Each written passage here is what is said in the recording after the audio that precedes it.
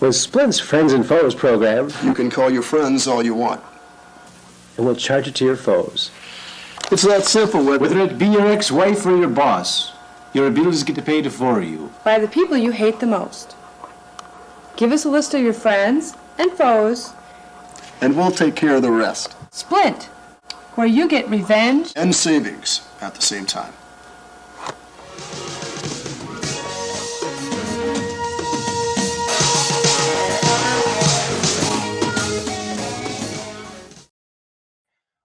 Welcome back to Truth Quest. My name is Aaron Moriarity. I will be your host, and we're going on a quest for truth together. And tonight, friends, we've got a guest for you. But before I bring our very special guest on, I just wanted to mention that I got a message from Mud Rabbit. She was in a car accident, and this is her car. So it's pretty smashed up. So keep your prayers out for Mud Rabbit. Also, I don't think she'll be joining us because her confuser is still down. But so keep your prayers out for Mud Rabbit. I want to say hello to everyone in the chat. Knock My Socks Off, Catherine Weiss, one of our Ultra Mods, and a number of lurkers. We got the Lurker app going so we can see all the lurkers. Get that Lurker app if you're a content creator. And now I want to bring in, without any further ado, our very special guest, Brian Tseng. Welcome, Brian. Hello, Aaron. Hello, everybody. It's a pleasure and an honor to be here. Thank you. Well, thank you very much for being here. I really, really appreciate it. And, we became friends on Facebook not too long ago, and I had never heard of you before. And so, that's, I kind of live under a rock somewhere over here in Door County here. But the more I learn about you, the more interesting it gets. And you are an amazing guy. And you put together or you helped organize the Full Disclosure Conference just recently. Isn't that right? Yeah, actually, I'm the executive producer and lead organizer. So it all came out of my pocket. It's not cheap to put on a production of that scale. It was an amazing success, and people were so thrilled that they're looking forward to next year, same time and place in Florida in July at the Serrata Beach Resort, St. Petersburg area, just outside of Tampa. Yeah, and if you scroll down there, you'll see there's a whole bunch of highlights that we had from some people who are interviewing the presenters on the scene. And then all over Facebook and social media, we've got the photos that many of the attendees and the presenters themselves took. Right there on the right, that animation, that's some of the Wagelos type artifacts. These are like ET themed stones and carvings that some have been carbon dated as much as like 8,000 to 14,000 years old. And this is Gustavo Medrano, is one of the curators of these stones, and he's been asked to share them around, and then in some cases he might be able to sell some, and then I know others who do, and with the blessing of some of the local tribes to that area who want them to get these out to the world and curate them, and then those people in turn like to support the tribes themselves. Okay. Wow. What continent or what tribes are we talking about here? These are places in Mexico. I think it's Wagelos, Mexico. Juelos, Jelos, maybe. I'm probably messing up the name, but they basically often depict things like ET or human hybridization, or and then sometimes it's different ETs hybridizing with different ET groupings, or you'll have depictions of things like a human mother holding up her child to like UFOs, and there's meanwhile like in the landscape around her there's like a flood or fires, like in times of catastrophes, like save her children, and so these are ETs who have had positive, beneficial ties to humanity, and that brings us to the present day. And then, of course, unfortunately, there's a lot of what the full disclosure movement is about is the influence of the negative ETs. For example, we've got Laura Eisenhower right there. You scroll by her right here on the center now. She's a great granddaughter of President Dwight Eisenhower. Okay, who on his outgoing presidential speech said, "Beware the military-industrial complex," and he left out the congressional ET parts of that as well. But apparently, the 1954 Greada Treaty was signed with these gray ETs during his administration, largely behind his back. It was a terrible deal for humanity, and those gray ETs may have been proxies for the notorious Draco reptilians. And then that's kind of like brings us to where we are today. And yeah, there's a lot of highlight pictures and stuff right there. And there's our speaker lineup, which was, I'm sure you'll recognize a lot of those names and faces. Yeah, I just had Penny Bradley on not too long ago. Excellent. And yes. I also have to announce as well that Andrew Brishago will not be doing a show tomorrow. We were planning it, but he's just not feeling very well. So we'll reschedule that for another time. Are you familiar with Andrew Brishago's story? Very much. Project Pegasus may have been one of the earlier time travel projects that then led to what happened at the Montauk Project and some of the more overtly nefarious shenanigans. And I can go into that as well. And that's kind of how I popped out of nowhere under the scene is last summer I co-organized a 2023 Montauk Adventure Tour with James Rink and a number of other people, about like 20 different survivors. Heard about that. That's pretty awesome. The Montauk. Thank you. Yeah. Now let's just dial this way back. Let's go back in the Wayback Machine. Maybe we can. We can't use my time machine because it only goes forward. But what got you interested in this? Was it something you saw, or what was it that got you interested in all this crazy stuff? So, and that's a great question, Aaron. And then before we go on too far, I do want to send my prayers and blessings to Mud Rabbit. That did look like a nasty car accident there. And so I know she'll probably, sounds like she's okay, but she'll probably be kind of sore next few days. Yeah, she got some X-rays and they haven't come back yet, so she's waiting. And so hopefully she's okay. Yeah, you never know when at first your adrenaline's going and yeah. Yeah. So I consider myself to be a star seed.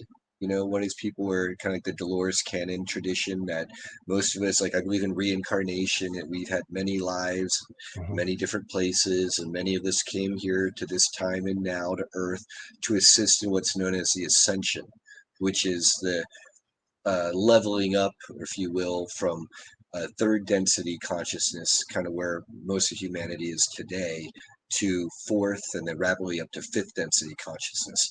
That's where we're telepathic and we're hopefully empathic and of a group mind and more group aware and then there's the lower aspect, the middle and higher aspects of all that.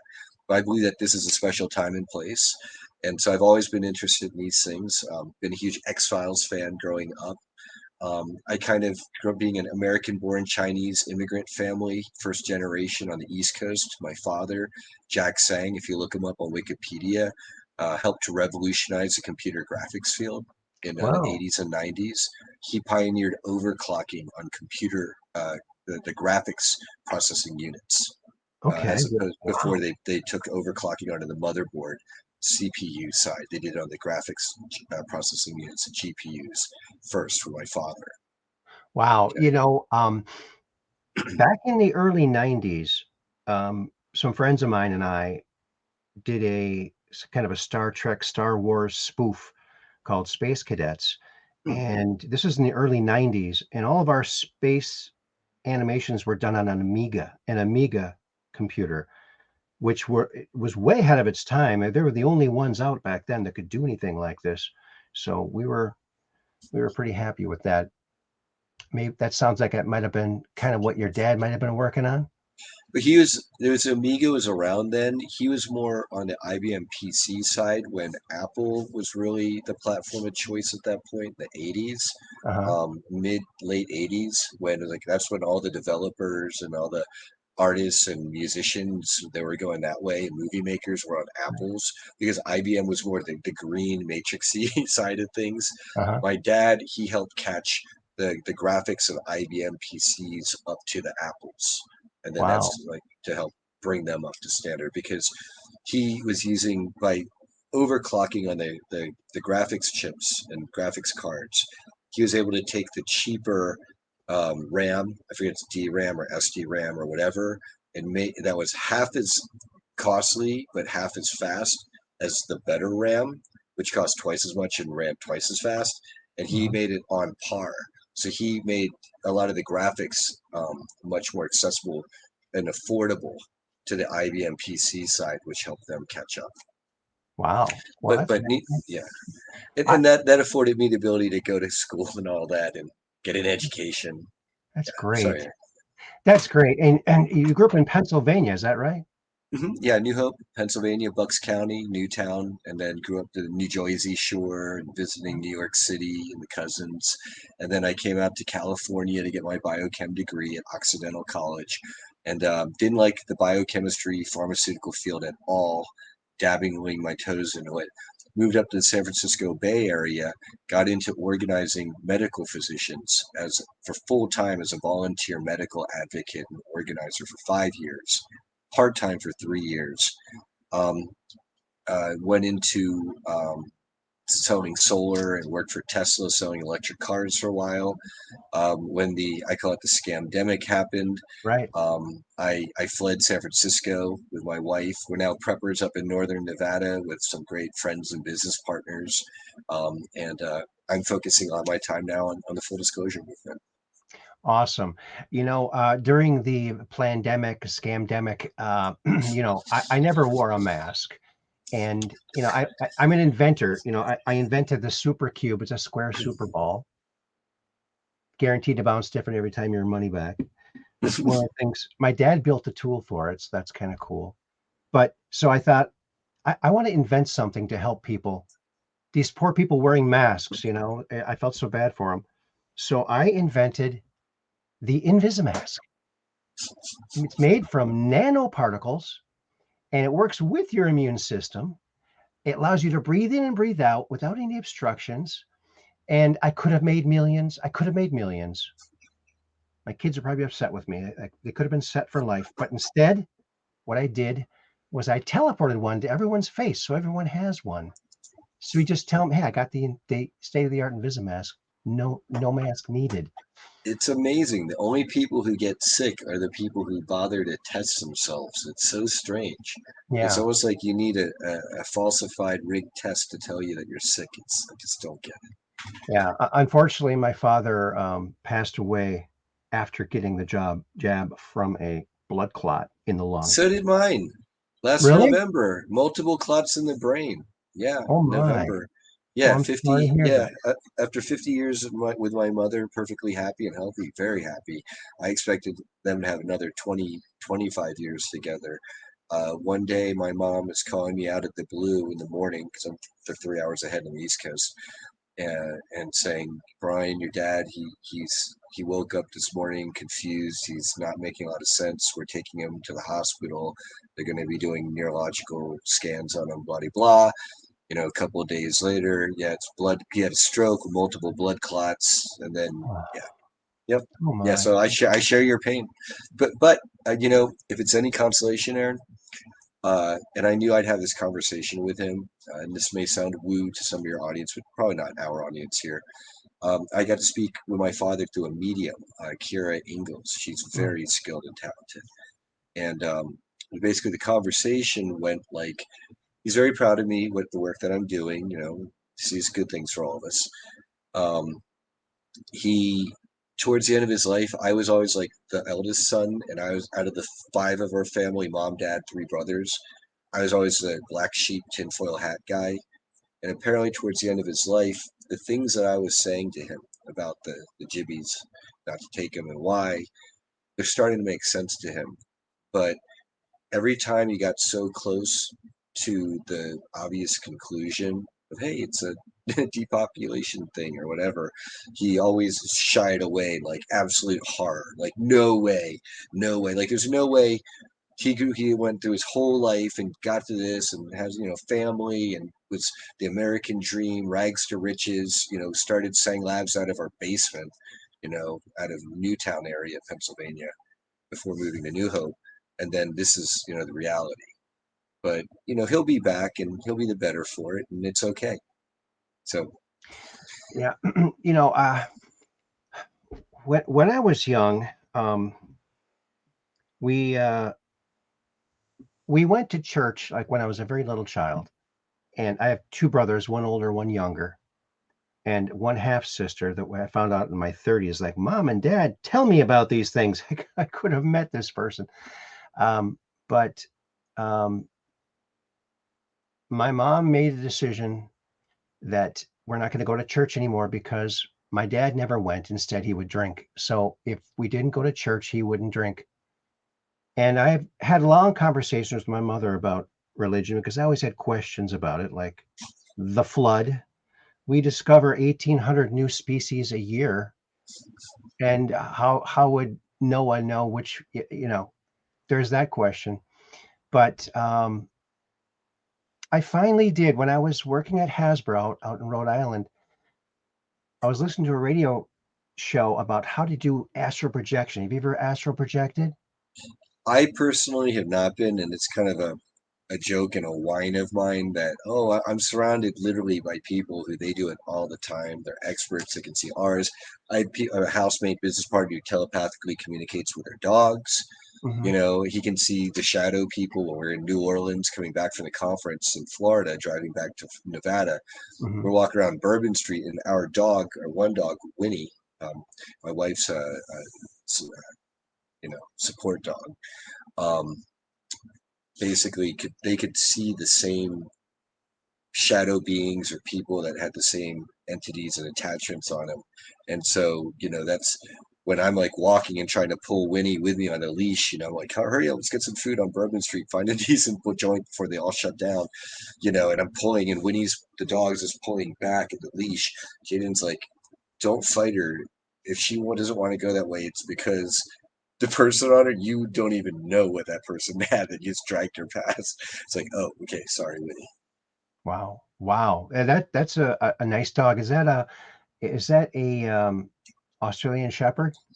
Yeah, yeah, she's right there on the chair behind me. Hey, Winnie, hi. Oh, those are great dogs. I watched my son's two.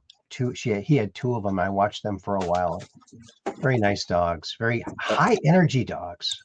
She's amazing. She's the best. And then Yeah. she gave us 6 amazing puppies. We kept Oh, them all. wow. Yeah, yeah. Fantastic. Fantastic. Now, when I grew up, I was more of a scientific evolutionist. Hmm.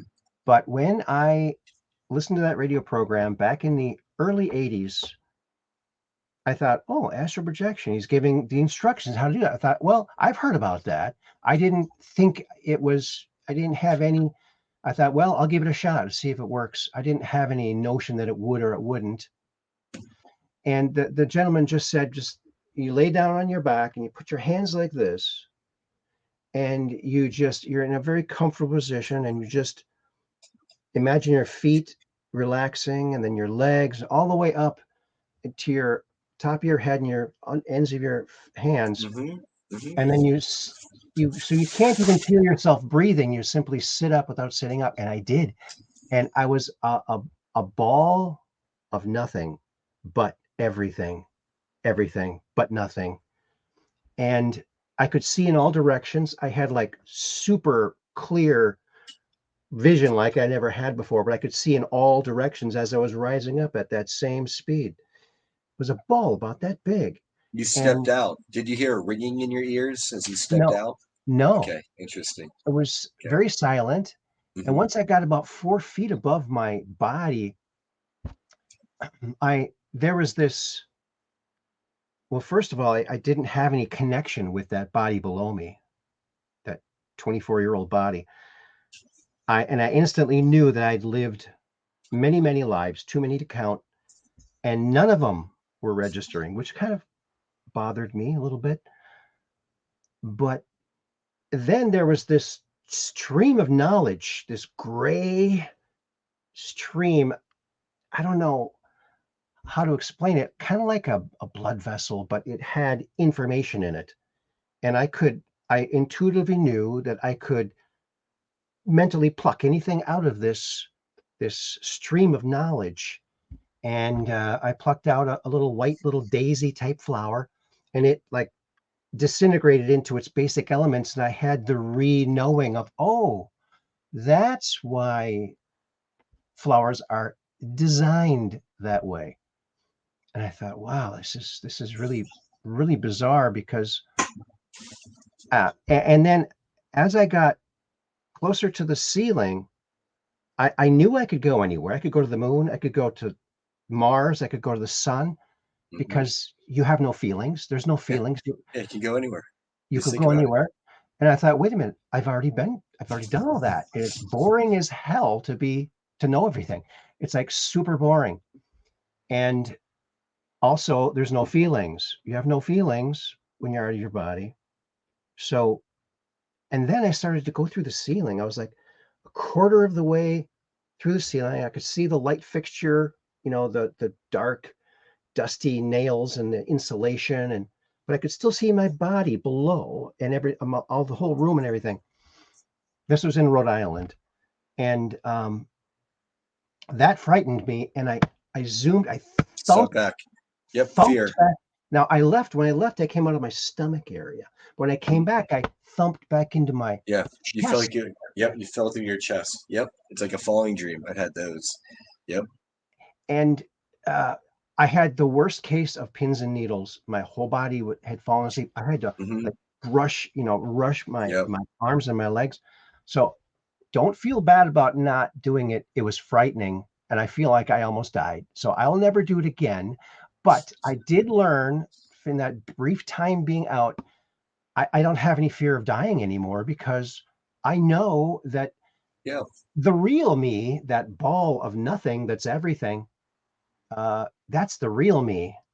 And I've been thinking about this since the early 80s, since when this happened.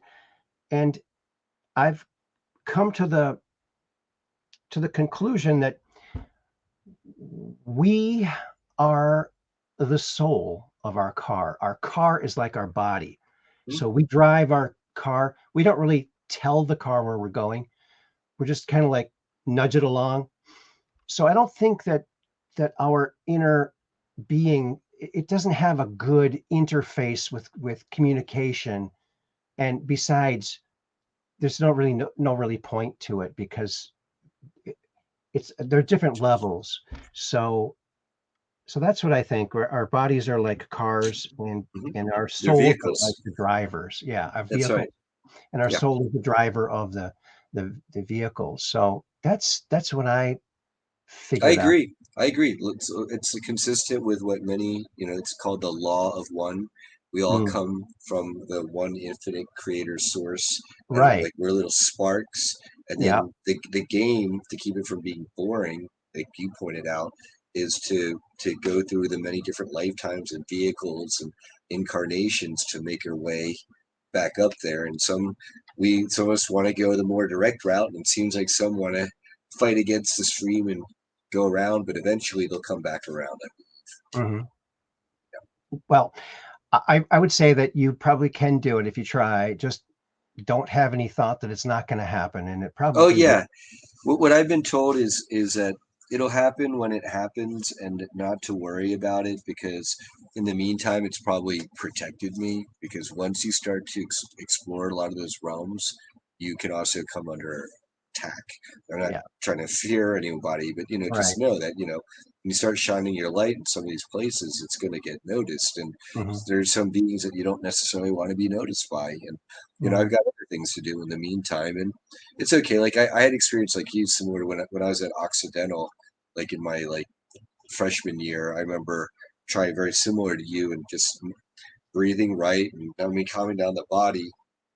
for me, the reason why I asked about the ringing in the ears is I felt like I got to the point where from my feet all the way up to my head was it getting numb, and the ringing was like all my being was being compressed like up into where my head was, and it was this Mm. ringing, jumping back and forth, and I felt like that was like I was ready to about to step out, and then the excitement, the kind of fear got to me, and then I did that snapback thing. But so you got much further. Congrats. But yeah, it seems like there are a lot of people. They talk about going places all the time, and it's a normal thing to them. So Yeah, yeah, it really freaked me out, and but it did show me there is something else. And I have to say, from a whole lifetime of wondering and thinking about, well, what our purpose on the planet is and everything, and how everything's connected. And the more you try to find the truth, the more everything you find, everything's connected. And yes, there is a God, and it might not be the God that we think it is, or I don't think we're really smart enough to know what the true, but I do think that there is a piece of God in each one of us. So when we're trying to find God, it's inside of us. That's how God knows what we're doing, because he's got a he's got a shotgun seat there in the driver's seat there. yep, So it's I agree. amazing. You never would think that it would be connected, but everything's connected. It's just bizarre. Hmm. It's It's bizarre. Yeah, it's the seeming paradoxical duality of third density, fourth density existence. Yep. yes, yes. Now, so yeah, so now what else? Have you seen a UFO? I believe I have because I mean, we've got, for example, it's like in the sky, and at first sight, it looks like, oh, it's a planet because it's like glinting a little bit, like a little bit red, a little bit of blue, a little bit of white, and then Mhm. like, but it's like glinting there, and it's like hovering there. And it seems like it's not as far as like a star is. Planets don't glint, so is it a star or is it a UFO? And Mhm. then my housemates and I, we shined a laser at it, and then like shined a laser back at us, and we're like got Ooh. freaked out. We're like, okay, we're not doing that anymore. And so yes, so that's one. I've seen stuff in the sky. I've had some paranormal experiences. I own a property north of us. It's a now abandoned. Uh, was a cowboy brothel and saloon for like the Oh, bad boy cowboys, literally on the border of Nevada and Oregon. So back in the day, it was where the bad cowboys would go, and the second floor was a brothel, and the first floor was a bar. hmm. And there's definitely a lot of ghosts and things there that even I, in my lack of sensitivity, have kind of sensed. And then my friends and people who are sensitive, yeah, they've seen, they can see the shadow being, or like Wow, what, wow. yeah, like on the second floor, they were on the side of the guest rooms where the cowboys would stay and meet up with like the prostitutes. And it was my one friend Johnny, a senior business partner, and April. She's a gal pal of ours, and they're both gifted, and they both saw the same thing. It was basically what looked like April could maybe more see it, and then Johnny more sensed it, but it was basically the ghost of a cowboy type guy sitting in a chair up against the wall. These are like tiny rooms, just staring at April, just eyeballing Hmm. and not paying Johnny any attention. And the deal is that, in life, like he would have been checking her out as if she was a prostitute. That's why he's focused on her. And Hmm. and so that was the deal. And it was like kind of gave us all the shivers as he's telling us. That's kind of, yeah. Wow, that's wow. There was a old brothel here too, up in Door County in Egg Harbor, and I had the pleasure of performing there as an Elvis impersonator. So I did a bunch of shows there, and the acoustics were just fantastic. They've since torn down the building, which is really sad. But yeah, those are neat places. So you're lucky to have one of those. That's pretty awesome. Um, Um, we have some new people in the chat asking about Mud Rabbit. She says she's okay, but she's feeling kind of weird and she's waiting for the x-rays to come back. So keep your prayers out for her. And so that's that. And now I showed you my time machine the other day, and that's I like to have fun and goof around and stuff like that. I think that part is a little bit missing in this whole UFO area, There's I'd like to say there's some fun and wackiness and zaniness, and there is, but at this point in time, unfortunately, I'd have to say, when you talk about the good, the bad, and the ugly, most of it, it's the bad and the ugly.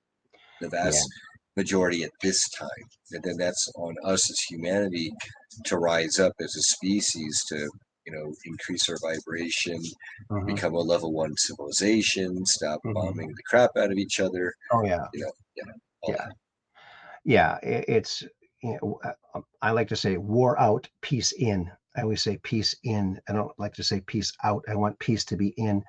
And that's the big goal, because we really should have leaders that are capable of negotiating without having to kill people. I mean, that's just barbaric. I And could talk about that. There's an agenda there. And that agenda is in general to lower the vibration of humanity, keep us in a state of paranoia and fear, keep the weapons in mhm, that military complex going off of that, and on and yeah, on. And then there's a whole sacrificial Luciferian, as I like to call it, aspects of it, where this is very much planned out. And it's not, oh, the leaders are just angry and they drink too much vodka and snort too much, stuff from South America. There's we struggle against not flesh and blood, but powers of darkness in higher places. yes, yes. And there is incredible evil. And um, I also like to say a lot is childhood is sacred. And our job here as adults is to protect the children whenever you can. And because once that childhood is damaged, that what happens to our children happens to our future. And if we want a good future, we would need to have good childhoods for our citizens. And it's just so sick and so sad that this could even be a thing. It's just it's more horrific than anything you could ever think of. And uh, I just, you know, those who know cannot sleep, right? It's rough. It's rough, and I know people who, when a lot of us are sleeping, they apparently go to nighttime missions to visit places like these underground military bases and to do what they can energetically to disrupt the negative operations. Yeah. I heard also that some of these installations have um, psychic people that prevent people from visiting those Yes, places. yes, these are the anti-remote viewer bodyguards of these installations. And Right, then right. if you're not going about your business right, and you're trying to peek around, they could then follow you back and identify you and then figure out how to then counter hassle you. So beware. Yeah. Wow. Yeah. Wow. So, so you had a lot of people talking at this event, and it was a big smash success down there in Florida, right? Yeah, it was I had people like Drago Reed and Laura Eisenhower. Hmm. Drago, he's been going to the UFO ET type conferences for over 10 years now. He said, or at least he said he's been like 14 different conferences, something like that. He said that this is the best one he's ever been to. To me, Wow. that's high praise indeed. And a lot of other presenters are like, I'll admit, because this was our first year and we had less than 7 months to prepare, and it is a crowded field out there with all the wonderful events. I especially give a shout out to Journey to Truth with their Rebels of Disclosure this year event, and Hmm. Contact in the Desert. I love, big fan of them. Um, you know, I was really having a hard time to get the presenters, hey guys, help me push our event ahead of the event. But once we did the event and everyone had such an amazing time, we've a lot of us have never seen so many people doing like recap videos on their own shows and podcasts and interviews and doing panels and getting everyone together and now interviewing each other off of that. It's been absolutely amazing. And so we were literally expecting triple to even quadruple the attendance this next year, July 15th to 18th, That 2025. that's awesome. Uh, Guaranteed to be warm, I'd say. July in Florida, guaranteed to be warm. And that's exactly why we're at the Serrata Beach Resort, literally on St. Pete Beach. So you walk out of the resort and you're on the beach, and Mm. then you're in the water. And I'm a real wuss when it comes to cold water, but because this is a Gulf Coast side, I can swim in that water at night. The only time I got cold was coming out of the water and I needed a towel. But for me, that's amazing. Like just being able to go swimming at night in this bathwater, kind of warm ocean with them. This is so beautiful. I'm so looking forward to it again next year, especially living in high mountain desert Nevada. Hey, if I go swimming in the ocean, I'm going to bring my bat shark repellent. Speaking of bat shark repellents, there is the picture of you that I have on the thumbnail for tonight's show. I love what you're wearing there. Mm. Let's see. I'm going to go over to your Facebook. So go over and follow him on Facebook. There he is. And look at this. He's got this purple, really cool purple outfit here and a swinging hat. So that's now I ran that through the Bat computer, and the Bat computer said, well, either a really good guy or an arch enemy for Batman. So I don't know. That's my wedding suit. I bought it from Freeborn Designs, and then the top hat is a custom top hat from our friend Danielle up in Washington State, a good friend of my wife's, and she does from time to time custom top hats, and so I have a bespoke custom top hat to match my Freeborn Designs purple suit there. I And love that suit. That's a great suit, dude. thank you, thank you. And then that's Winnie the Wonder Dog there in the photo. And then Yes. to the left of it, that's me in an inflatable astronaut costume during one of our special event dinners at the conference this year. Uh-oh. It's so fun to host. Yes, it looks like a lot of fun. And here you are in the spaceman suit. Yep, with Amanda Jonah Hart, one of our presenters. Okay. That's great. That's great. I had to ask you about that suit because it's very cool looking.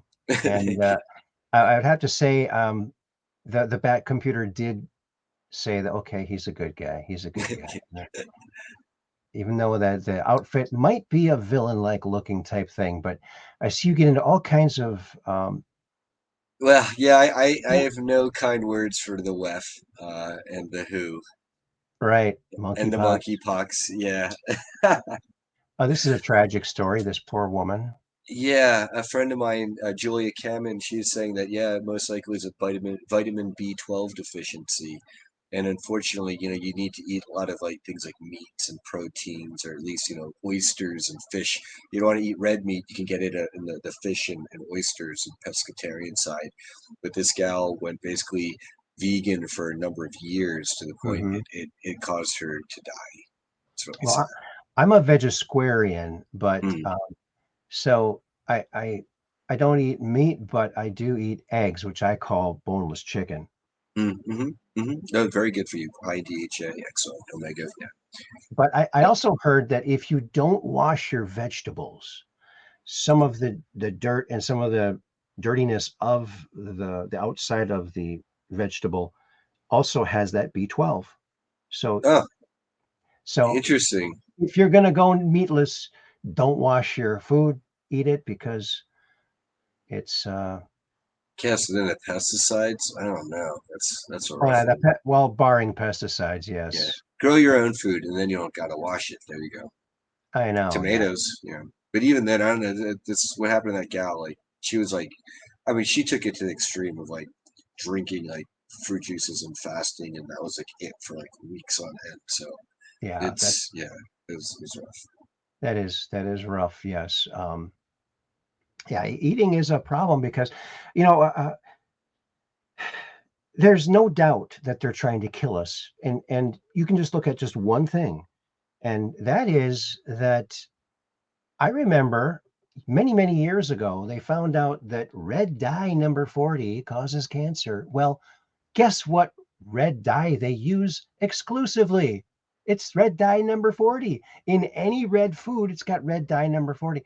So if they're using a known cancer causing red dye, then you know they're trying to kill us.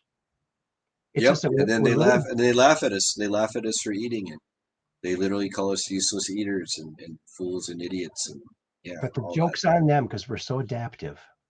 We're Yep. so if we weren't so adaptive, we'd all be gone by now because Oh yeah. they've been gunning Yep. for us. Oh yeah, But the jibbies are not taking out as nearly as many people as they wanted to. They're not able to put in the lockdowns that they wanted to. They had to delay it from Agenda 21 to 2030. right, which I think is why they're pushing a nuclear war, because if they have a nuclear war, a couple of bombs go off, and guess what? People are going to obey that stay in your house order because there's radiation outside. And what I can say is, as far as I know from all my sources, all the chatter that I get, in this timeline, nuclear war is off the table I hope for, so. for a number of reasons. But I even the negative ETs do not want nuclear war on this planet because this is their prison planet farm. In mhm, nuclear war, there goes the neighborhood. It upsets their right. ant farm if it gets blown up and irradiated. Have you ever heard of this book, the Dorothy Izat story, The Beings of Light? Contact with No, Beings of Light? no. The Amazing True Story of Dorothy Wilkinson Izat by Peter Gattila. Um, my good friend Bruce Holmes publishes this along with some Bigfoot books too. But there's a movie, and I got this book from Mud Rabbit. Mud Rabbit ordered this for me, Oh, speaking of, and because I had this book and I lent it out to somebody and never got it back. But so she's got 30,000 feet of footage from her home movie camera of aliens, alien craft, inside the craft, alien hand, inside, alien hands on the dashboard. Like here is a craft. They're kind of fuzzy images because they're home movie. And she also gets these crazy light. She says they're these living lights that go yeah, all the around. orbs, yeah, the orbs, yeah, because those are that's interdimensional or higher dimensional beings that are stepping down into third density or 3D time space, and then they can look like orbs, and then that's why they can be of different sizes. Here she is with her husband, and they moved to Canada after the war. Um, Duncan was her husband's name, and that's where she started having these encounters, and her whole family thought she was crazy, She's and probably a starseed. she definitely is. She's incarnated. She's one of them. That means that they get to visit her, and that's kind of the workaround. The Prime Directive is that if you have your people incarnate here on Earth, then you can visit. This is really interesting. Yep, yep. It went from an orb, a speck yeah, and it's probably a interdimensional being, and it's communicating with her. Yeah, she even said one time these little faces came to her, and they were asking how they could get back into space, and she asked them, "How did you get here?" And they said, "Well, we we came back holding on to the shuttle." They said, "Well, go back to the shuttle and ride back up." And she never saw him again. But she met with J. Allen Hynek, Hmm. and he looked at her stuff. Like here's one of her pictures. Look at those light trails. It's Yep, just they're flying around. incredible. And there's a Yeah, signature there. There's a signature. And here she is with J. Allen Hynek back in the right. 70s. And he said, Sitting on his lap. That's he said, I think she is on the table, but he okay. said Okay. he told her to keep documenting it until she has enough where they can't say she didn't see it. And so she kept going and kept going, and it's just incredible. I think it's one Yeah, of the absolutely. coolest. Here's a picture of some aliens, very Yeah. fuzzy, but Yeah. Well, and part of it is that a lot of these ETs are in a higher density, and to be here and materialize here on Earth, it's kind of like they have a hard time stepping all the way down from their density to Earth density. And so that what might be why they're orbs or light beings or hazy a lot of the time. And it looks like Palladian light ships, and that looks like the sport model, similar Yeah, to it what does. Bob Lazar documented at You Area mean like 51. this one? Yeah, there you go. That's the Right. one I saw in 1996 over Chippewa Falls, Wisconsin in daylight. That looks like a Palladian or Palladian craft. Yeah, this is Yeah. exactly what I saw. It wasn't rotating, it was Yeah. zipping from Yeah, it's like and that's like a stopping. Billy Meyer. It's like a Billy Meyer style. It is, yes. Yeah. So Dorothy Izard, now they did a movie, and Frank Longo did the movie, and he actually won an award for it, where he's interviewing the mother, and there was a time when her daughter was over, when they were all grown up, and Dorothy said, "They're here," because she gets a ringing in her ear. Hmm. And do you want to see them? Come on the deck. She went on the deck and she saw these craft come, and she goes, "Oh my God, it's true." So when she was recounting this on the camera for the movie in the kitchen, unbeknownst to the filmmakers and to anybody else, in the background in the window was craft. And they brought it back to show the family, and they were like, "Oh, no, that has to be someone on the mountain." "Oh no, I guess it wouldn't be." And they were just freaking out because their whole lives they thought their mom was crazy, but here they're confronted with solid proof that something happened. And it's a great film. Here are the hands. Now these are also in color. These are just black and white. Wow. Now the Wow. fuzzier one is the actual photo, and the other one is an artist's The kid in rendition. hands. Yeah. Yeah. Yeah. But Yep. they're kind of tan looking color wise. And this is the only picture of this I've ever seen. Inside of a craft, right there, there's a guard railing. Look at that. That's amazing. Yeah. That's amazing. Unbelievable. And so I think she just passed away not too long ago. And so I hope that someone is going to be doing something with that footage she has. Just amazing. But contact with beings of light and the movie, let's get the movie here by Frank Longo, Beings of Light, Dorothy Izard story. So check that out. That's like one of my That's a favorite. great. Yeah, that's a great photographic evidence right there. Yeah, Capturing the Light is the name of the movie, and it's you can see they got previews for it. You can see it was a long time ago, but. And do you remember this case, the Packle case? Yeah. That's related to the Carrot. the carrot type UFOs, which is like, yeah, it basically looks like some kind of like reverse designed technology that was, yeah, Yeah. pretty wild. Isaac said it was like magic that these images printed in a certain way on a certain type of metal, when subjected to this frame broke. When subjected to an electromagnetic pulse, Yeah, we got the dragonfly ships. right? They Yeah. had like parts of this engine, like half circle pieces broken with this writing on it. When they activated the motor, these things flew into place, like held magnetically into place, like where it would be. Like that's what's holding these things together is the magnetic Electromagnetism. lock. Yeah. Yeah. And he said there was physicists and mathematicians, and they had to relearn everything to try to figure out what the heck this stuff was. Hmm. Out in Palo Alto, California. Yeah, because from time to time, the positive beings will crash some of their technology. Oopsie. And then if the humans are able to figure it out, then so be it. And that's not quite a violation of the prime directive. That's assistance, but without tipping the scales too much. Yes. Yes. Okay. So now my friend Andrew, now I don't know if you've heard about him lately, but he's in kidney dialysis 3 days a week, Yeah, and it's yeah, Andrew Basiago. yeah, Yeah, Bashago.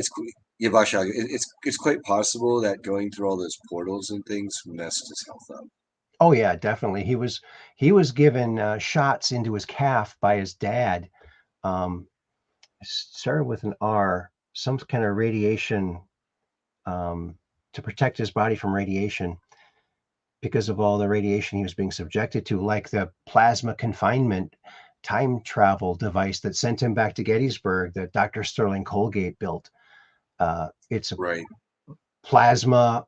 It's electromagnetic. It's radioactive plasma, and you have to walk into it. So that really took a toll on him. And one of the most interesting things about his story is he was talking for years and years about this eight-sided bismuth crystal that his dad invented to help the chronovisor be lensed into the lab so they could, like a holographic image of that past event, so they could enter it and immerse themselves into that past event without actually going anywhere.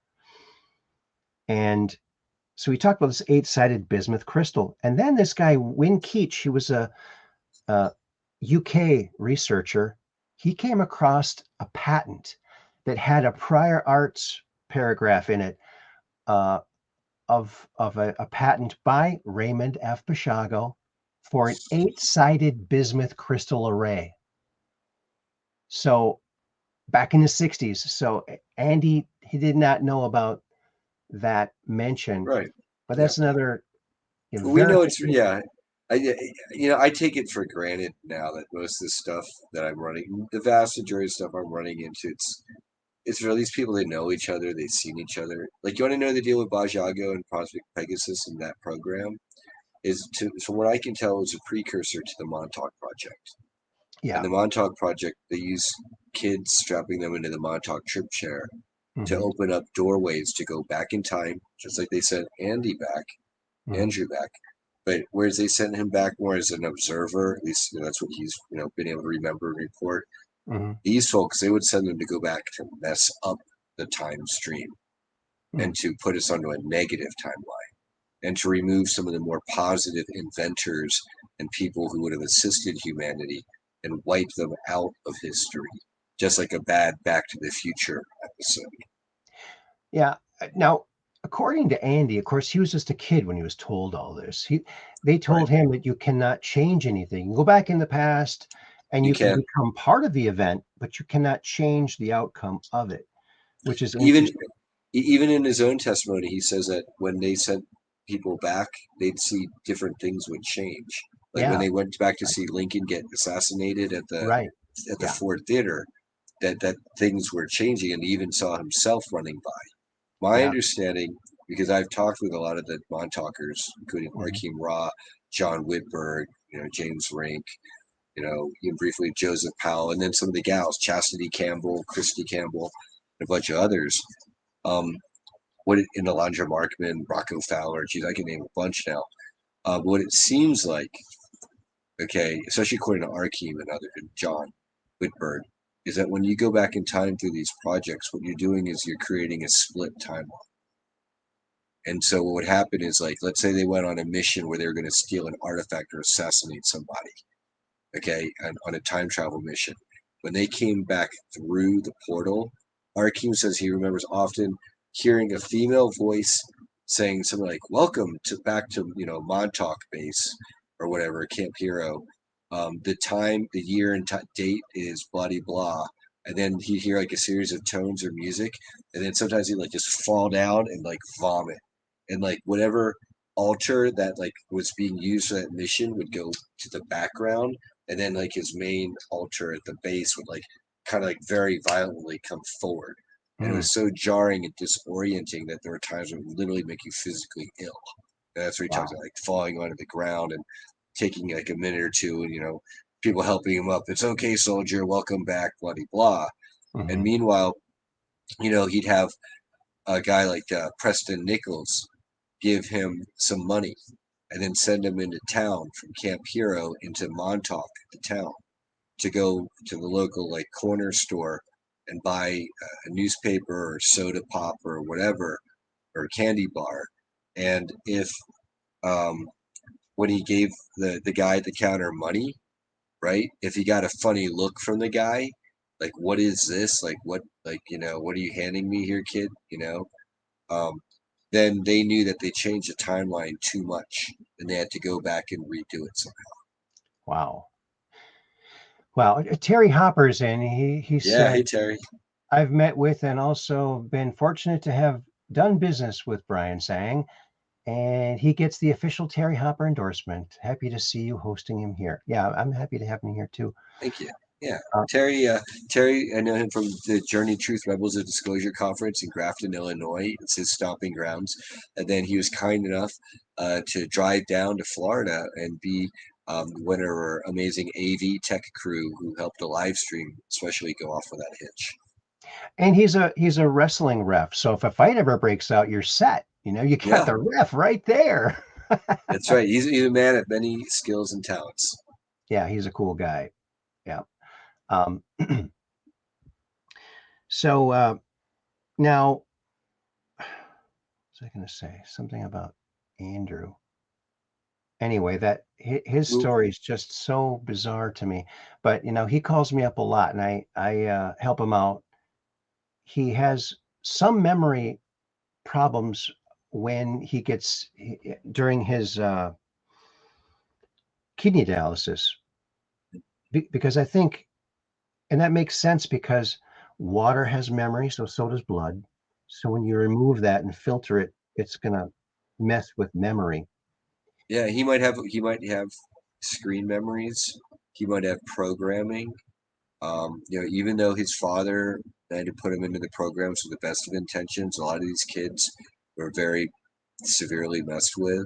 Oh yeah. Um, and then it seems like his testimony is very real. And then I put him in kind of like the generation almost like 0.50, like point 0.5, and then Montauk 1.0.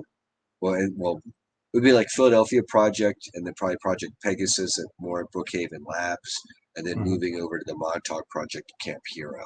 I mhm. that and then from there spreading out to like the Presidio in New Orleans and other places like that. I heard that there was a pyramid on Montauk Island when they first came to America here, and they quickly dismantled. I don't know if it was made Okay. on.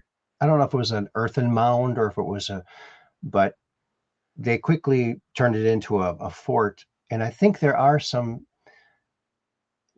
One thing I remember reading, and I can't remember who said this. Maybe you do, because maybe you remember this, but um, one of the people there that was one of the people they used to manifest something. They asked him to manifest a can of Coca-Cola on the sergeant or the general's desk, and he focused on it and he put his energy into it, and then nothing showed up, and then like a day and a half later, this can of soda, of Coca-Cola, and the general or the sergeant, whoever it was, tried it and said it was the best Coke they'd ever had, better than the normal. So that's really, but a lot of these people became brain mush or even died because it takes so much energy from your brain.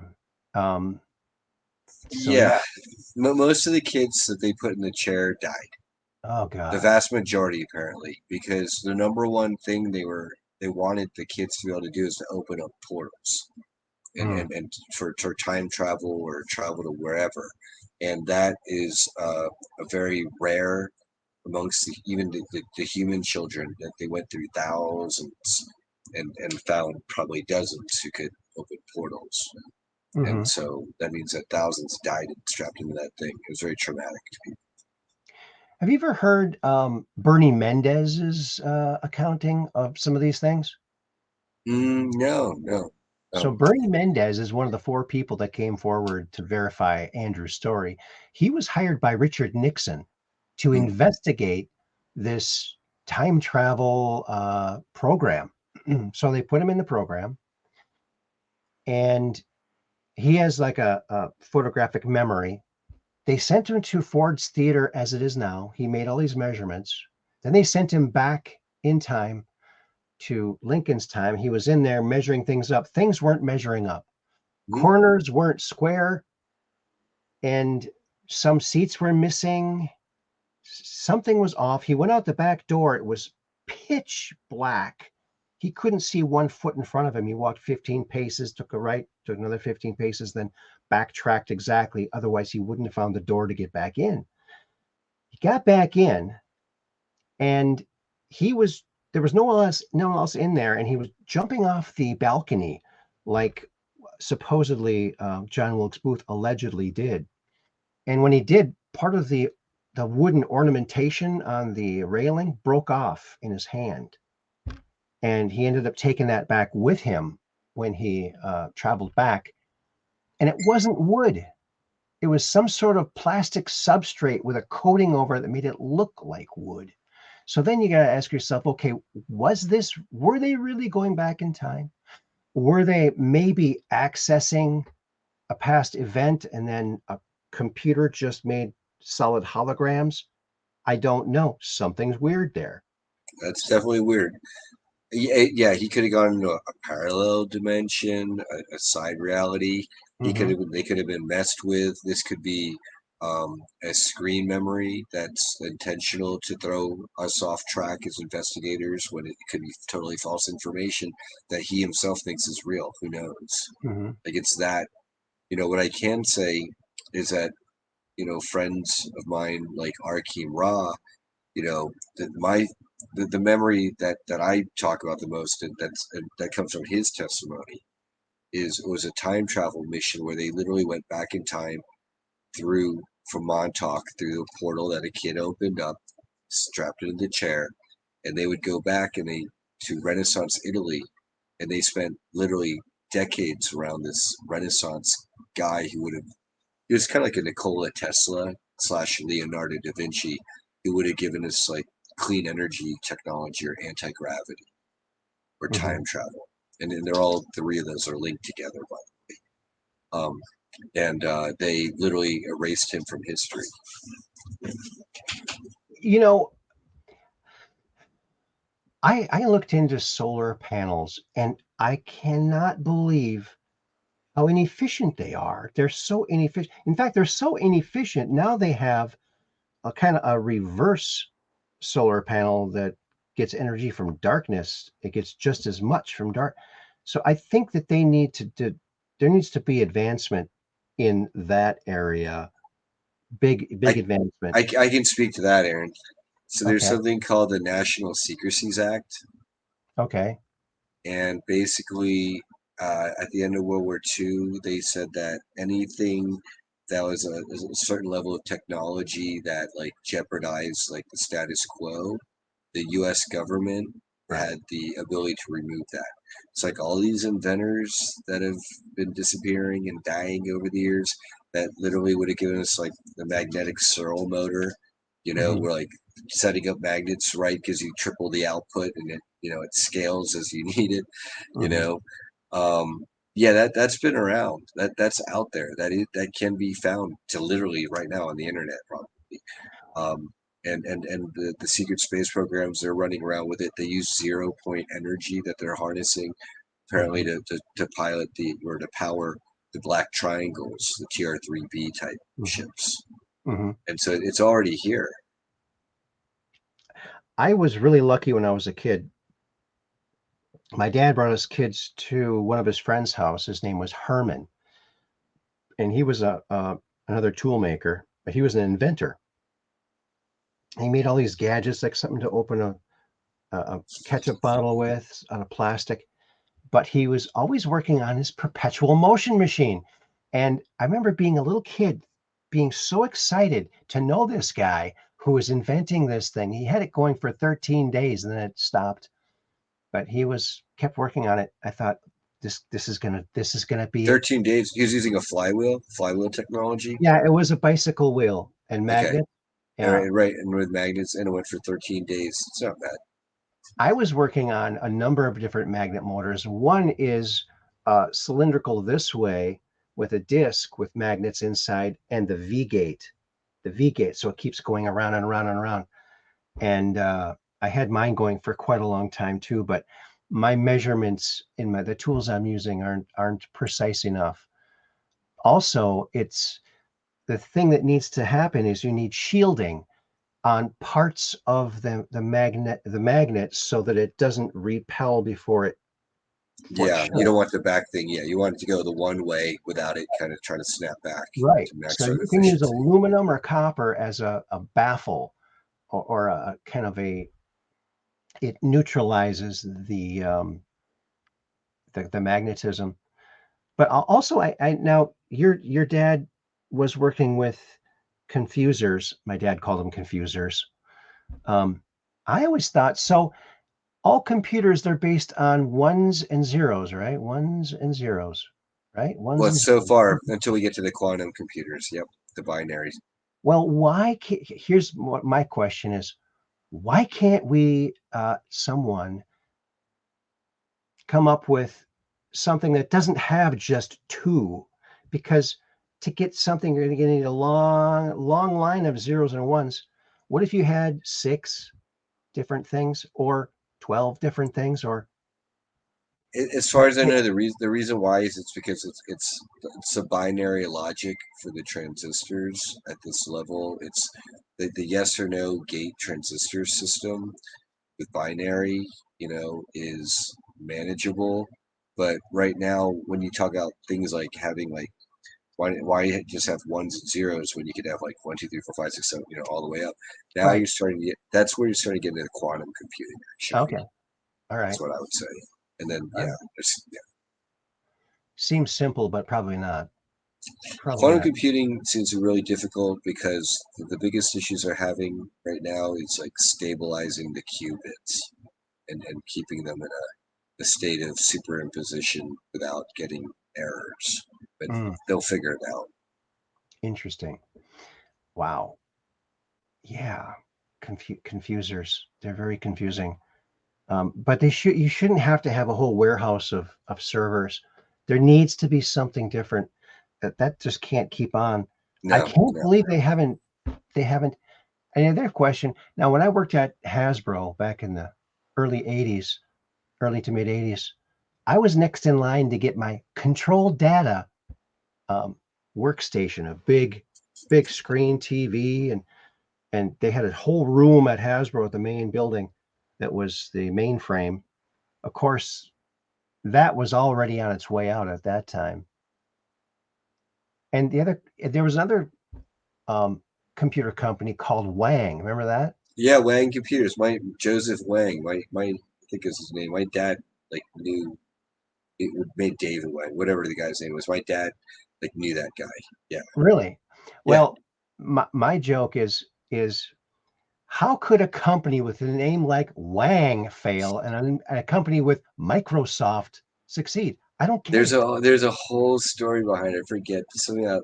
For one thing, my dad called out back in the day. He never liked Microsoft or Bill Gates because he saw the way they tried to strong arm Sang Labs, my dad's company, into like being like proprietary with Microsoft and this and that and and he saw the way Microsoft was trying to strong arm Adobe at that time back that Mm. he didn't like it. And so yeah, he didn't have anything good to say about Bill, and I'm sure on the other side, thanks to the jabs, he has nothing even better to say. But Well, now you're also a content creator, or you're like a graphics creator. Is that right? no, no, not a graphics creator. I consider my main forte being an organizer, um, and yeah, trying to help galvanize and lead the movement however I can. Um, that would be the main thing I do right Now, what about the Mandela effect? Do you think that is a byproduct of messing with the timelines, now. Yes, perhaps? absolutely, Yeah, I think so too. absolutely. That's Do exactly you have why. they did it. Which of the Mandela effects do you identify with, I guess? So The I'm Bible? not I don't consider myself a Christian, you know, in that like, you know, a hardcore Bible thumper. Like there's so much truth there that I've learned, and Mhm. brother Yeshua. I love him, and you know, and I always love what he said. He's always referring to Father, Mother, Source, God. Okay, so Mhm. that's really where I'm coming from. So I have a kinship there. But needless to say, it was only about 2019, 2018 that I really started to pick up the Bible and try to read through it, especially the New Testament and some of the Old Testament. And I very much remember growing up. My parents sent me to Chinese school, Hmm. so a lot of the Chinese schools like learned the Chinese language on Sunday at like the local like American church, you know, and you'd see like the paintings and the murals.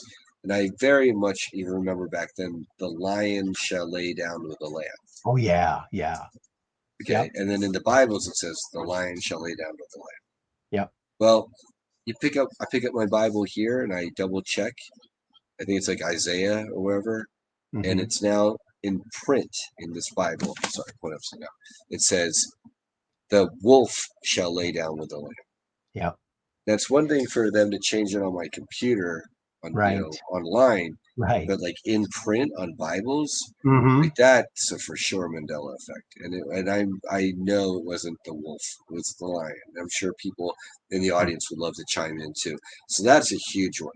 So the Yeah. Mandela effect is a big one too, because as a community organizer, I read about, I taught about, I watched movies about, I cried about Nelson Mandela dying after 26 years of mostly brutal solitary confinement at Robben Island prison, fighting, you know, as a leader against the apartheid, Hmm. you know, horrors of South Africa. And then one day I wake up, it's like 2012, and there's a trailer for a movie with Matt Damon and Morgan Freeman, you know, playing Nelson Mandela and the captain of the national rugby team. And it turns out that he got out of Robben Island prison, became president, and inspired the national rugby team to an international rugby tournament championship. So you remember him dying before all that? Yeah, my timeline, he died in the 80s. Wow, I'm positive. And then I wow. met other people where they remember they never they followed it, and he never died in the 80s, and they're from this timeline where he died in the 20s, 2000s or whatever. Yeah. Right. After being president, triumphantly. Um, yeah, I heard, I can't remember where I heard this from either, but someone said that the ETs, so one of the ETs came back to us and said, look, quit trying to go back in time and fix things. You're just creating more timelines. Oh Just yes, leave it alone because it'll yes. snap back like a rubber band if you just leave it. But when it snaps back, things It's- overlap and uh, things yes, change. so there are positive ETs who are like, humanity, stop messing with the timeline. You're really screwing things up. It's not good. Hmm. Let the timeline heal itself, pretty please. And Yeah. then you've got the more negative, like Alpha Draco reptilian types who want us on a negative timeline, aligned with the loser fairy and spiritual dark forces, who they don't care and they want. Yes, Selected by Extraterrestrials is by Tompkins. Excellent. Yep, I've got that Yeah. on my shelf. What a fantastic thing he did because he is like, I wish I could have met him. Wow. Mm-hmm. Yeah, apparently What there's a plaque. There's plaques on each of the Solar Warden ships dedicated to him because he helped design all their ships, their fleet. right. Yeah, he was an incredible man. And he said that one time, well, at I think it was at Douglas or TRB, or not TRB, CRW. TRW, one of those places he worked at a number of them. Mm-hmm. I think it was Douglas.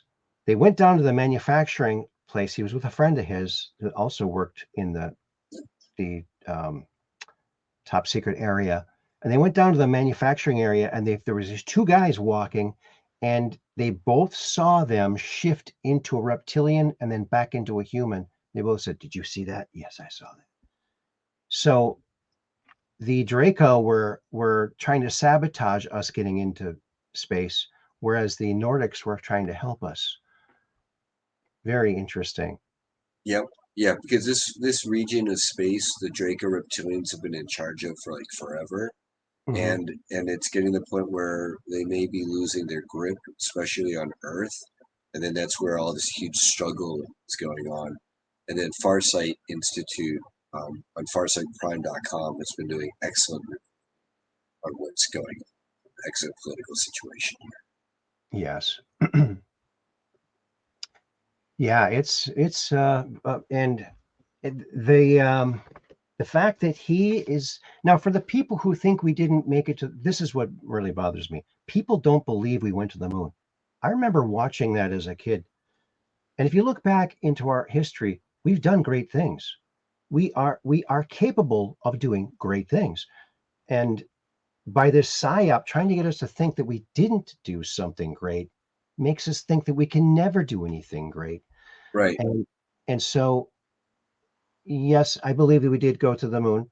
And if you read William Tompkins' first book, he describes how he helped create that whole thing. He did the area where all the scientists were watching the data come in, and also an underground smaller one where they got the feed before anyone else. And that's when Mhm. he saw those six giant Right. craft along the edge of the crater there, did a sketch of it. Yep. Now, I remember watching that, and it was frightening because for 2 minutes there was no, they lost contact, like, fuzz. Yep. They And had to switch over. Yeah, they had to switch over to the beta feed or whatever. Backup. ham radio operators recorded, hundreds of them recorded Yes. that. So that Yes. I had listened to that recording and like, oh my gosh, they're huge, sir. They're huge. They're on their crater. We know, we know. Stop pointing the camera at them. Stop talking about it. We know. Mhm. They're huge, sir. We know. Yep. And if they would have just told us back then that we're not alone, I think the world would be a very much different and far better place right now than it is. Absolutely. Absolutely. And this is them trying their best and they're failing to put us onto a negative timeline Yes. because yeah, that's why that's why all this secrecy, because once humanity knows the truth, we can break free of all this. Hmm. Here's that sketch. Yep. That's Yep. what he saw. Yep. And you can see this little dot right here is the lander. You can see how small that little dot is compared to Yep. those gigantic ships. Now, I basically just traced them on a vector graphics Inkscape and made what maybe a little closer to what it looked like, but I copied his drawings exactly, and it's They so look like, yeah, they look like Star Destroyers. the what?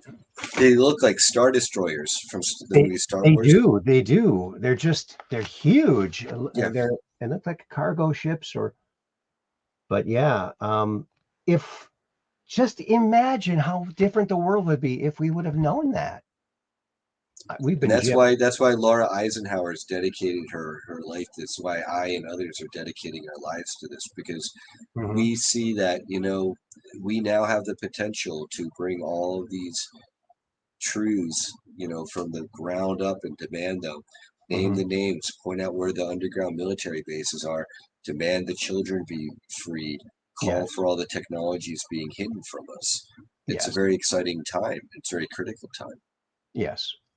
Now, Andrew said that when he went in the Montauk chair, he said it was a chair and had like an emblem, almost looked like a Cadillac emblem or something like that, right where your back is between your shoulder blades. And he experienced subjective moments in his future, subjective future, where he was president and he was declassifying teleportation. Now, even if they just use teleportation for shipping, it would revolutionize the world. Yep. Yep. There are apparently timelines. There's a positive timeline where that teleportation got discovered a long time ago. And we basically had a Star Trek future. That's like a super amazing positive timeline. Hmm. Um, Yeah, well, these are we're on the brink of that.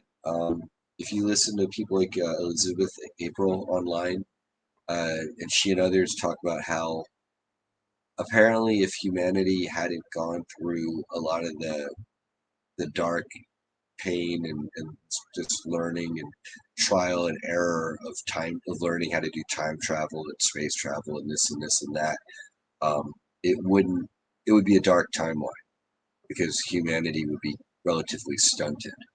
Having said that, I and so many others point out that it never should have been anywhere near as brutal, evil, or much as harming the children the way Oh, that it yeah. So it's just horrific, yeah, it's just it's hard to even talk about, and that's how they've gotten away with it because it is so hard to talk about, and it's easy to think that, oh, maybe it's not happening because that would be a good thing.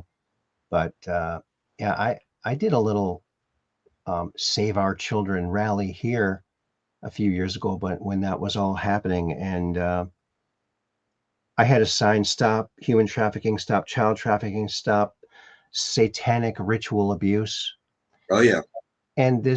these two women came up to me, local in the Sturgeon Bay area here in Wisconsin, and they had an issue with that. Why did you put that satanic ritual abuse? Why did you put that on there? That hardly ever happens. That's not very common. I said, if it happens just once, that's enough for me to put it on this sign and want it to go away. I couldn't believe they were. Why would they? That's makes you wonder. Either they might be agents to the other side, or they're normies who are in such denial that Right. you're popping their bubble of comfort into the Right. I had a cable access show here in Sturgeon Bay in the early 90s, and I got a call one day after the third episode aired. It was a live call-in show where people could call in. They didn't want to come and talk about something they saw in the 50s, a large UFO over the Highway 42 that was seen in Sturgeon Bay and Fish Creek at the same time. It was gigantic, and it's like 30 minutes apart from, or 25 minutes apart from each other driving. Um, they were on a phone. They were.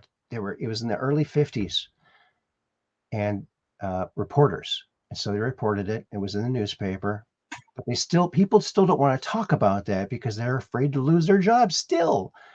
But they didn't mind calling in, so we had a call-in show. It was very, very interesting. We got a lot of interesting calls. But then the chief of police called me up after the third episode aired, and he was yelling at me, "Mr. Moriarty, you stop this UFO show of yours, or I'm gonna throw you in jail. Throw away the key. No one will ever know where you are." And Eh, this is a small town where they can do that. They pretty right. much make their own laws Yeah, here. yeah, yeah, yeah. And I only lived a block and a half from the cop station, and I was so frightened. I said, "But officer, don't you officer me!" And it's unbelievable that they did that. I went to go deliver my fourth episode to the drop-off spot, which was supposed to drop it off at. They called the cops on me. The cops came and said, "Well, why are we here?" I said, "I don't know. I'm just dropping off a video like it says to do on the TV." Well, they refused to air that one, and uh, they ended up putting a church service on in place of it. But yeah, it's really, really quite sad. The other thing is they're taking things off the internet. A long time ago, like when the intranet, I guess in the 90s, the late 90s, early 2000s, they were closing a nuclear power plant here, the Kiwani nuclear power plant, which is two counties away, one of the oldest power plants in the nation. And they were closing it down. So I was curious. I looked it up on the internet, and oh, it's 4 buildings. Oh, that's bigger than I thought it was. And I thought, well, there's nothing else. I thought, well, what if I type in military nuclear reactors? And they're everywhere. How are they everywhere? It's like farmland. How can there be? But now you do that same search and nothing pops up. So somehow they've got nuclear reactors all over the place. Where, underground? I don't know. Probably underground. And maybe they're small. But Yeah. but yeah, that's pretty bizarre. Pretty bizarre. Well, we've been going an hour and a half. Is there anything else that you want to tell our audience here, or let them know, hey, if you want to go to this disclosure conference, full disclosure conference next July 25th or something like that, right? Close, yeah, close. The middle of July, July 15th to 18th. You can Okay. find more information on Full Disclosure Movement, all one word, .org. And you'll find lots of info on the conference that we just did, and then we're going to be posting up information for next year's conference, and ticket sales will be, super early bird sales will be going on sale soon, and so help take advantage of that. And also, the earlier ticket sales helps me, make the conference even better for next year, starting earlier on. And you can find me on Facebook, add SolarBee, that's my nickname, when you search for me, because I'm definitely being heavily shadow banned online, Mhm. especially Facebook is my second account. And after they banned me during the scamdemic. And please send me a message about how you'd like to get involved, and please leave in the comments for when you watch the show if you'd like me to be back here with Aaron, because I'd love to be back on. I know we've got so much to talk about and cover. So anytime you let me know. Thank you. That's great. Thank you, Brian Sang. You rock, and we're going to get to the bottom of this. We're going to open this thing up. We're going to blow it wide open, because that's what needs to happen. We need to know the truth, because the truth will set you free, right? Because That's right. we're just downrange of strange, where the outrageous is contagious and the paranormal is the new normal. So keep your cameras pointed to the sky so you can take a picture of that UFO and come on the Truth Quest and talk about it. Until then, what's that? This is Oh, it is one of those Wagelow's stones. It's like 8 to 14,000 years old, with like ET carvings that wow. recovered from Mexico, and it's That's got all awesome. sorts of like carvings. It's like an ET space helmet. Interesting. Yeah, Interesting. Oh, you mean kind of like this? Let's see. kind of similar actually. Actually, yeah, kind of similar. I would Yeah. say yes. This is Actually, for, yeah. That forehead peak. This has that same forehead peak that has. So yes, wow. that's That wild. that's for my movie and uh um novel. It's called Time Warriors. Oh, That's so awesome. cool. You That's might have so been in the programs too, Aaron. You never know. well. I don't know. I mean, I was taken out of class in second grade. Oh, and that's one thing I gotta say quickly too. The more I thought about leaving my body back in the 80s in Rhode Island, I started thinking about my early life as a child. In second grade, I went to Oak Hill Elementary School in St. Louis Park for half a year. And one day I was laying on the ground in the grass in the at recess, and I was just looking up at the sky. It was a beautiful day, and I saw the moon, and I thought, why am I seeing the moon in the daytime?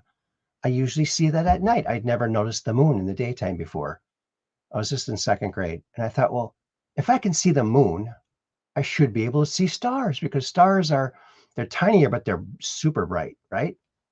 I looked around in the blue sky and I couldn't see any stars. And I thought, well, maybe I'm not looking far enough. So I started looking farther, and pretty soon I was up there looking down on Earth, and it was really small. And I got scared and I zoomed back, and I grabbed onto the grass, and I didn't go outside for a long time after that, because I didn't want to fall up again. So I Yeah, it think sounds I like you did. bilocated. You sounds like you might have bilocated. Yeah, I think I did, because it was so frightening. But yeah, just another weird thing that, so, you might think you never have, but think back to your childhood. Maybe you did, you know? Exactly, exactly. And I'm not in a huge rush. I think the what I'm doing here in the here now and enjoying life as a human, ho hum, doing my thing and trying to advance the full disclosure movement. I really I can't Yes. And you're doing a great job. Keep up the good work. And we're looking forward to do lots of cool stuff from you. So thanks a lot Brian Zhang, thank you very, very much. Thank you. Cheers, everybody. Peace in. All right, friends. Well, thank you everybody for coming along. Thank you so much to all the ultra mods and all of the people who came here tonight. We're gonna sign off now, and we'll see you on Friday. There's no Andy show tomorrow. He's not feeling well, so we'll see you on Friday, Mondays, Wednesdays, and Fridays, because we're just downrange of strange, where the outrageous is contagious and the paranormal is the new normal. So thank you very much. Oh, Peggy Dancer liked it. Well, thank you very much, Peggy. And Peekaboo, there he is again. And peace in. Very, very good. Thank you all so very, very much. I guess I got to write that too. Thank you all so very much. Yeah, he's a great guy. So go follow him and give him a follow, and look for big things from him, because he's a cool dude. All right. Peace in, everybody. Thanks, Operation Shutdown. And keep your prayers up for Mud Rabbit and Andrew. Thanks, Peggy Dancer. And for Peggy Dancer, too. And also for Catherine Weiss. Let's keep everyone in our prayers. We'll see you on Friday. Peace in.